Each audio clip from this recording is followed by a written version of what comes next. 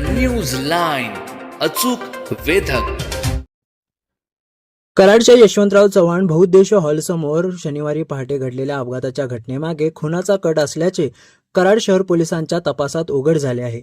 जलसंधारण विभागातील अभियंता लक्ष्मण श्रीलंग मंडले वय वर्ष 54 याचा अपघातात नव्हे तर नियोजनबद्ध पद्धतीने खून करण्यात आल्याचा धक्कादायक खुलासा पोलिसांनी अवघ्या 12 तासात केला. घटनास्थळावरील सीसीटीव्ही फुटेज आणि साक्षीदारांच्या माहितीच्या आधारे तपास करताना पोलिसांना हा अपघात नसून हत्या असल्याचे स्पष्ट झाले.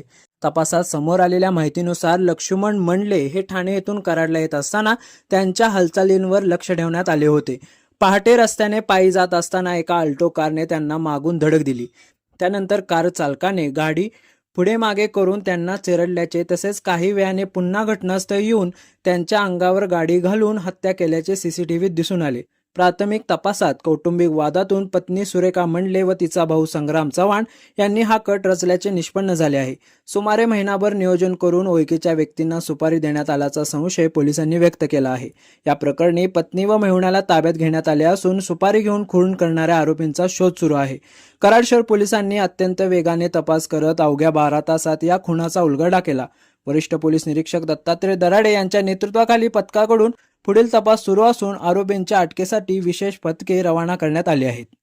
द न्यूज लाईनसाठी अमोल टकले, कराड. न्यूज लाईन, अचूक वेधक.